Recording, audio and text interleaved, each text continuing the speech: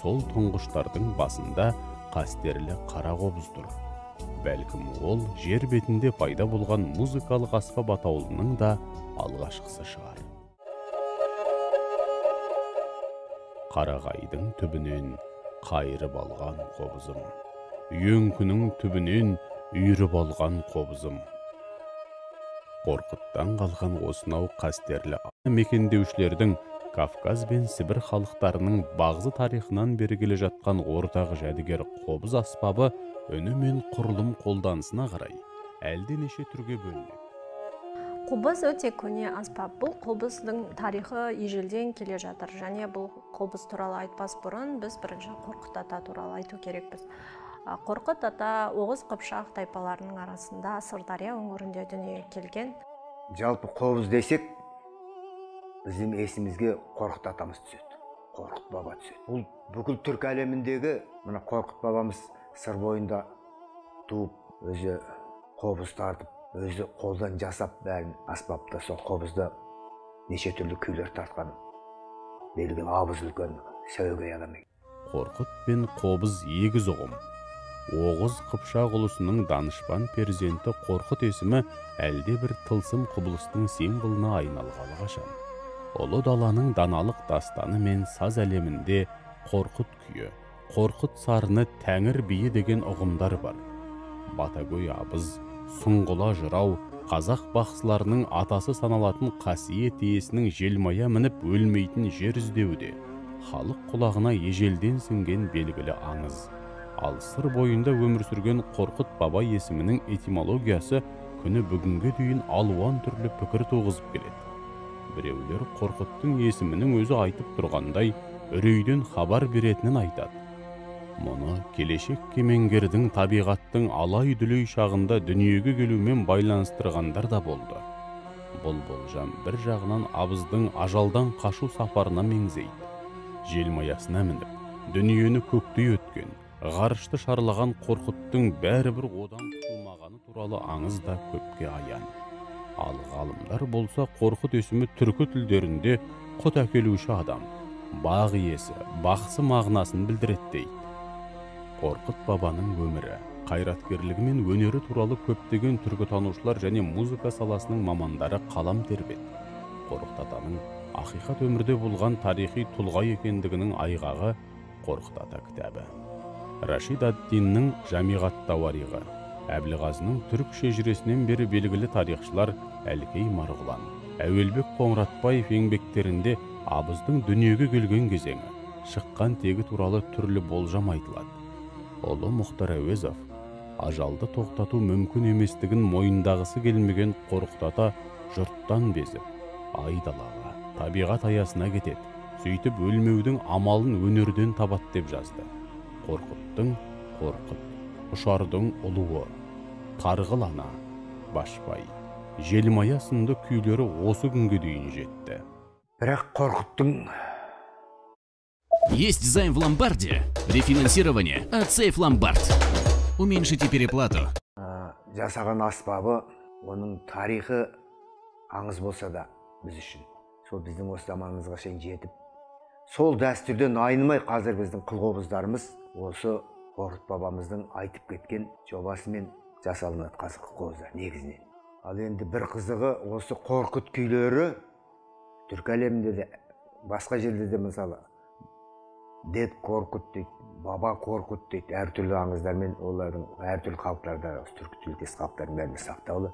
Бірақ негізгі жаңағы күйлерінің барлығы осы біздің заманымызға шейін жеткен тек қана осы қазақта. Қорқыт атамызды академик Әлкей Марғұлан қазақты ең алғаш музыкаға үйретуші ұлы ұстаз деп атады. Қобыз сарынымен бақсылықты ұштастырған Қойлыбай, Қарамырза, Нысан абыздар, Кетбұға күйші, жыраулардың атасы Сыпыра, Асан қайғы, Шәлкездер, Қарақобызға Қорқыттан кейін ие болғандар мен кие қонғандар еді.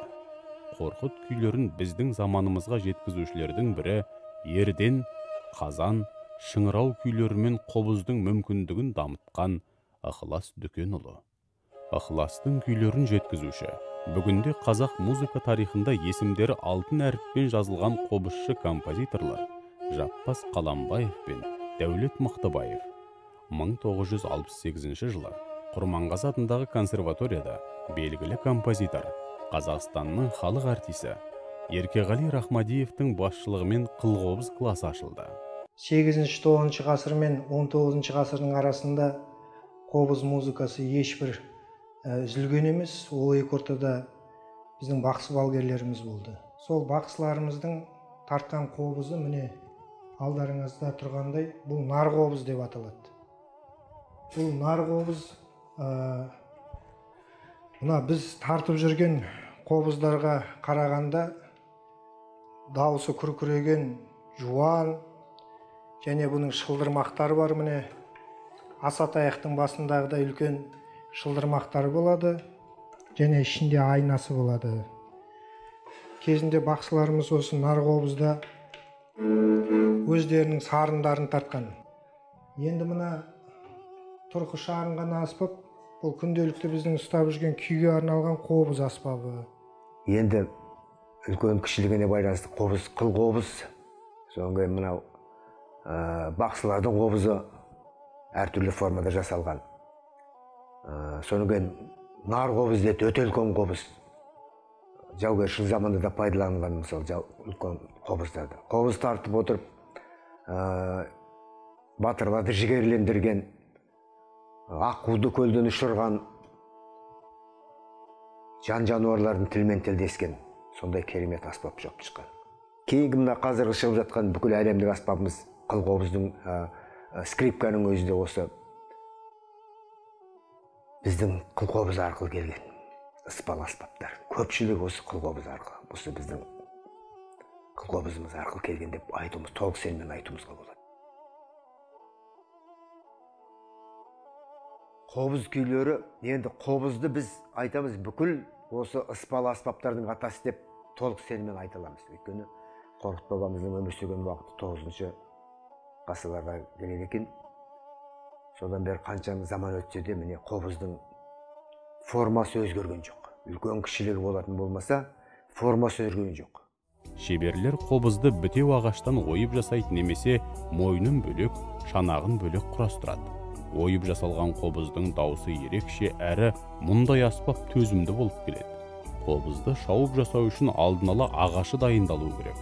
Бұтағы жоқ, шіріп жарылмаған ағаш жақсылап кептіріледі. Шанақтың жоғарғы жағы жарты шар түрінде, ал төменгі жағы сүйірленіп ойылады.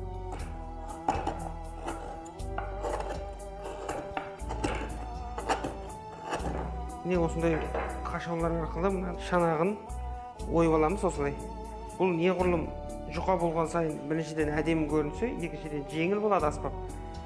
Одан кейін дыбыс беруге де жақсы әсер етеді. Одан кейін мына бетіне тері тартқан кезде терінің жұқалығы да өте маңызды. Міндетті түрде шанағы түйенің терісі болу керек. Басқа да терілерді пайдалануға болады. Серкенің терісін пайдалануға болады. Бірақ ол кәдімгі түйенің терісіндегі шығатын дыбысындай дыбыс бере алмайды әрине. Және мойнына ешқандай мына қобыз жасаған кезде есте болатын жағдай, мойнына ешқандай жаңа ағаштың бұтағы, көзі дейміз ғой, көзі болмау керек ешқандай. Мойны таза болу керек және жатысы да былайына тігінен болу керек. Біздің қобызымыз пішіні толық дайын болды. Енді бұл аспапты тазалау керек. Енді бұл аспап жасаудағы ең маңызды бөлігі. Қазір бұны тазалаймыз.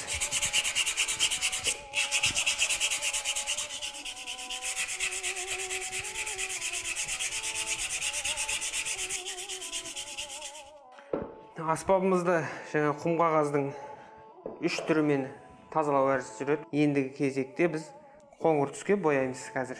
Ендігі кезекте аспабымызға сыртына лак жағамыз.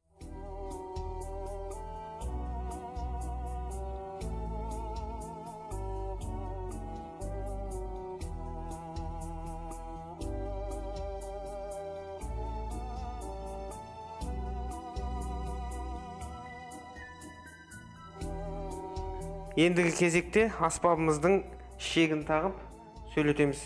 Ол үшін мына бізге жылқы малының құйрығы керек болады. Біреусінде 80 штук, біреуіне 150 штук қып санап, және жуып, жақсылап иісін кетіріп салынады. Және бұны аспабымызға тағамыз.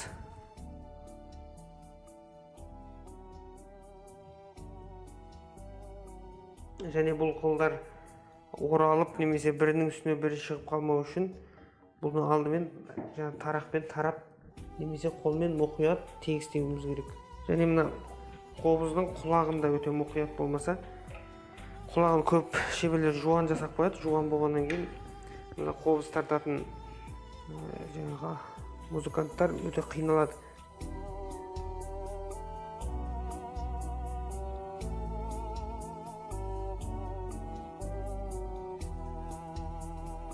Және мына түбіндегі тұғырында өте қатты қайыстан не мүйізден или сүйектен салып жатады көп адам. Бұның қобыздың тиектері де басқа аспаптар сияқты емес, қиғашынан келеді, қисығынан тұрады. Егер мұны дәл ортада тұрса, мына тиекті, мына екі шек, мына теріні өте басып ойып төмен түсіріп жібереді. Сол үшін тиектің бір шеті мына шанақтың шетіне ілініп тұру керек болады. Міне көргендеріңіздей, шеткі ағашқа ілініп тұрады бір шеті. Бұл тиектің өзінде өте қатты ағаштан жасау керек негізінде. Біз шамшат ағашынан жасалған тиек, бұл қолдан жасалған, жаңа жылқының қылынан жасалған ыспа. Егер бұны дәл осылай қолданатын болсақ, дыбыс шықпайды, қатты шықпайды. Сол үшін бұрынғы қазақтар бұған күл жаққан. Ал қазір канифол дейді. Осы канифолды мына тартатын жеріне жағамыз. Және бұны ыспаға да жағамыз.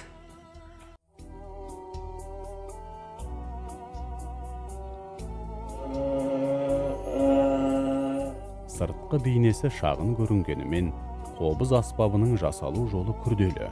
Ол аса тиянақтылық пен мұқияттылықты талап етеді. Сонымен қатар қобыз дыбысының жақсы болып шығуы шанағына да байланысты. Шанақ қалың болса, дауысы жоғары әрі кең болып шығады. Ал егер шанақ тым жұқа болса, дауысы төмен болады. Бүгінгі күнде қобыз аспабына қызығатын жастардың қатары көбейген. Қобыз құрылымы қарапайым болып көрінгенімен, одан қалағаныңдай үн шығару ықылас пен еңбекті, қабілетті қажет етеді.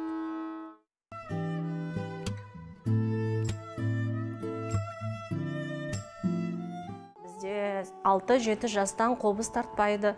Мысалы, біз қобыз аспабына белгілі 10, 11, болмаса 12 жастан бастап қабылдаймыз. Себебі бала сол кезде толыққанды күйді және сол ғасырдағы шығармаларды түсініп орындауға тырысады. Сосын баланы бірінші оң қолын ұстатамыз. Сықышты қалай ұстау керек? Бас бармақты жоғары, екі саусақты қылдың ішіне қойып, сұқ саусағын жоғары қойып, бірінші шекке қойып, бір сызықта жүргізіп үйретеміз. Негізі баланы қазақи күйшілікке үйрету үшін біз көбінде қазақтың халық әндерін орындатамыз. Себебі бала өзінің қазақтың кішкене халық әндерін орындай бастаған кезде бала күйге де жақын болады. Себебі ол халық әндері, ол көне әндер болғандықтан, соның мәнерімен бірге күйді тартқан кезде бала күйге жақын болып келеді.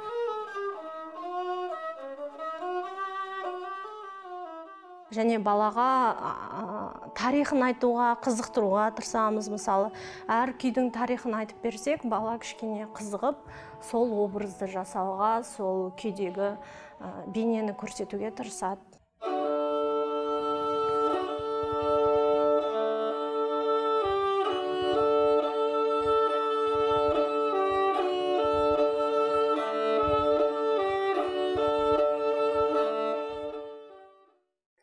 Оның дауысы енді, егер тыңдай білсеңіз, қобыздың дыбысы өте ерекше.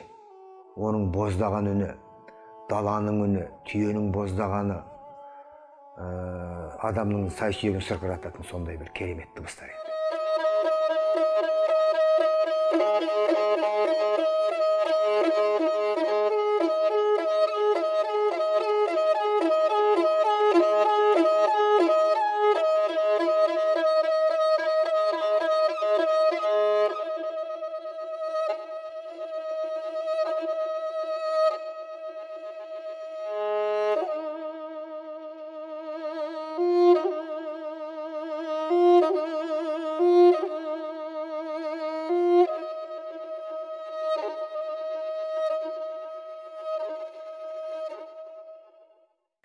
Қазіргі кезде енді қобызды әрине оркестрлерге де лайықтап жасап жатыр.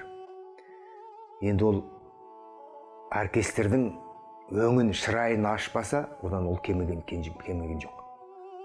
Одан қазір көптеп пайдаланып жатыр. Біздің отырар сазы, біздің ұлы оркестріміз, Құрманғазы атындағы оркестр, тағы да басқасы, біздің басқа облыс көлеміндегі үлкен оркестрлеріміз барлығы да осы қылқобызды пайдаланады. Ұлттық өнеріміз еуропалық мәдениетке есігін ашып, алғаш оркестр құрылған 1934 жылдан бастап қасиетті қобыз әлденеше өзгерістерді бастан кешірді.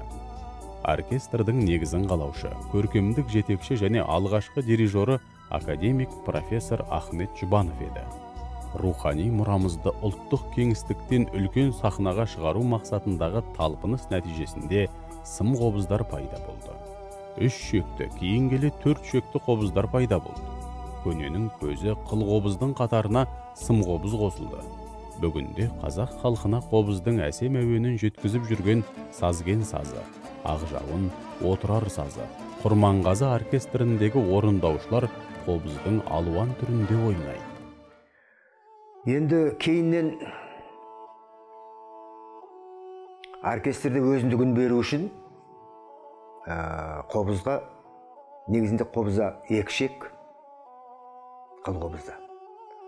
Ал енді оркестрге пайдалану үшін, диапазон көбейту үшін, қазір бізде 4 шекті қобыздар пайда болды. Оны қазақша жез қобыз дейміз, орысша айтқанда прима қобыз дейді. Қазір оркестрлерде көп пайдаланып жүрген осы қобыздар. Одан кейін оркестрге арнап Ахмет Жұбанов жасаған ол прима қобыз. Ал қазіргі кезде көбінде қобыз аспабын қыздар орындағандықтан және оркестр пайда болғандықтан көшіп қонуға және сондай күй тартуға бейімделінген қобыз аспабы қазіргі кезде көп пайдаланылады.